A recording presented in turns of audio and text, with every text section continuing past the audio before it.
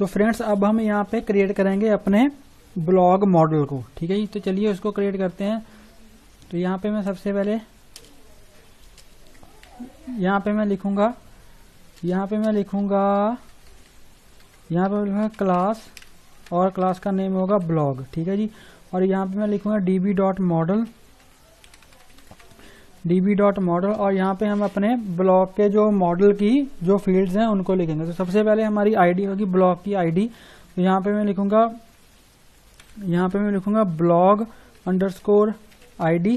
ठीक है जी, तो हर एक ब्लॉग की एक यूनिक आईडी होगी। तो इसका मतलब कि हमें क्या करना पड़ेगा, इसको प्राइमरी की बनाना पड़ेगा। तो यहाँ पे मैं लिखूंगा db डॉट कॉलम। ठीक है जी, यहाँ पे लिखूंगा db डॉट कॉलम और यहाँ पे ब्रैकेट में लिखूंगा db डॉट मॉडल की जो फील्ड की टाइप है उसको लिखूंगा। तो यहाँ पे मैं लिखूंगा इंटीजर। ठीक है जी, db डॉट इंटीजर, और उसके बाद मैं क्या करूंगा, इसको प्राइमरी की हम बना देंगे। प्राइमरी अंडरस्कोर की इज इक्वल टू, यहाँ पे मैं लिख दूंगा ट्रू। ठीक है जी, प्राइमरी की इज इक्वल टू ट्रू। तो ये हमारी ब्लॉक की जो आईडी है वो क्रिएट हो चुकी है, और इसके बाद हम बाकी की जो आईडीज है उनको भी यहाँ पे बना लेंगे। तो सिंपल मैं क्या करूँगा, इसको यहाँ पे कॉपी करूँगा। कॉपी करने के बाद इसको यहाँ पे मैं पेस्ट कर दूंगा और यहाँ पे मैं लिखूंगा टाइटल। ठीक है जी, यहाँ पे मैं लिख दूंगा टाइटल, यहाँ पे मैं लिखूंगा टाइटल। ठीक है जी, यहाँ पे टाइटल हमारा जो होगा वो होगा स्ट्रिंग। तो टाइटल हमारा होगा स्ट्रिंग, उसकी जो लेंथ है वो यहाँ पे लेट से 80 कर देते हैं। ठीक है जी, टाइटल की जो लेंथ है वो होगी 80, और यहाँ पे मैं लिख दूंगा null level is equal to false, मतलब कि हमारा जो टाइटल है वो नल नहीं हो सकता। तो यहाँ पे मैं लिखूंगा null level is equal to false. ठीक है जी, और उसके बाद हम यहाँ पे बनाएंगे ऑथर की फील्ड। तो इसको ही मैं यहाँ पे कॉपी कर लेता हूँ।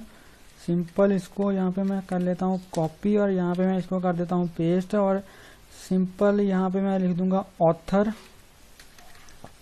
यहाँ पे मैं लिख दूंगा ऑथर, और यहाँ पे db डॉट कॉलम, इसकी जो टाइप है वो भी स्ट्रिंग होगी। लेट से इसकी जो लेंथ है वो 50 कर देते हैं, नल लेवल इक्वल टू फॉल्स ही रहेगा। ठीक है जी, उसके बाद हमारी आ जाएगी जो कंटेंट है हमारा। तो यहाँ पे हमारा जो मेन कंटेंट है वो आ जाएगा। यहाँ पे मैं कर दूंगा इसको कंटेंट, यहाँ पे मैं इसको कर दूंगा कंटेंट, और यहाँ पे इसकी जो टाइप है वो हम कर देंगे टेक्स्ट। इसकी जो टाइप है वो हम कर देंगे टेक्स्ट, क्योंकि हमारा जो कंटेंट है वो बड़ा भी हो सकता है, इसलिए हम सिंपल टेक्स्ट कर देंगे। और जो टेक्स्ट की कोई भी यहाँ पे लिमिट नहीं होती है, तो हम कितना भी बड़ा टेक्स्ट यहाँ पे लिख सकते हैं, कितना भी बड़ा कंटेंट हम लिख सकते हैं। इसके बाद हमें यहाँ पे लिखनी है हमारी जो डेट है कि हमने कब वो पोस्ट की है। तो उसके लिए हमें सबसे पहले यहाँ पे एक चीज इंपोर्ट करनी पड़ेगी। तो यहाँ पे मैं लिखूंगा फ्रॉम डेट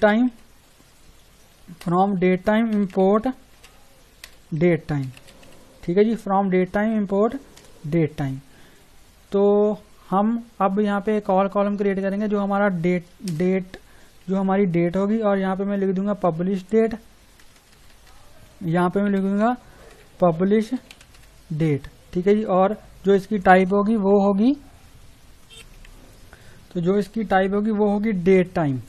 ठीक है जी, यहाँ पे मैं सिंपल लिख दूंगा डेट टाइम।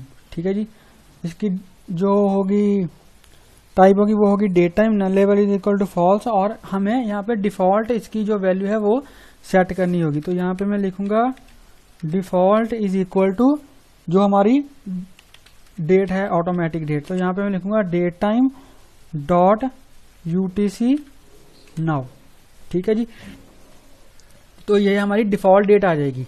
ठीक है, जब भी हम पोस्ट को अपने ब्लॉग को पोस्ट करेंगे तो हमारी जो डिफॉल्ट डेट है वो आ जाएगी। ठीक है फ्रेंड्स, तो हमारा जो ब्लॉग मॉडल है वो क्रिएट हो चुका है।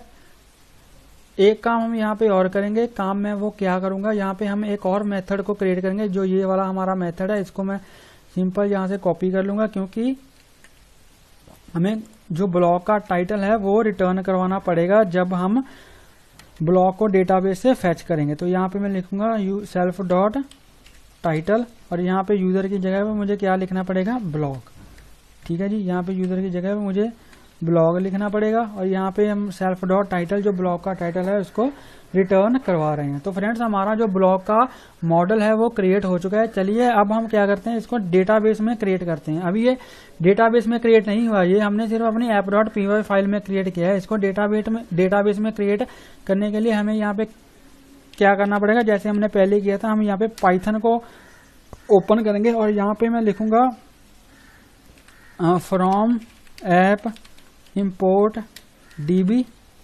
ठीक है जी, यहाँ पे मैं लिखूंगा फ्रॉम ऐप इंपोर्ट db और db को इंपोर्ट करने के बाद यहाँ पे मैं लिखूंगा db.create_all। तो उस कमांड को रन करने से क्या होगा, जो हमारा ब्लॉग का जो मॉडल है वो डेटाबेस के अंदर क्रिएट हो जाएगा। ठीक है जी, तो ये देखिए इसने बोला है कि क्लास कि अभी हमने ये क्रिएट नहीं किया है, तो यहाँ पे हमें ये क्रिएट करना पड़ेगा। तो क्रिएट करने के लिए हम यहाँ पे क्या करेंगे, db.create_all।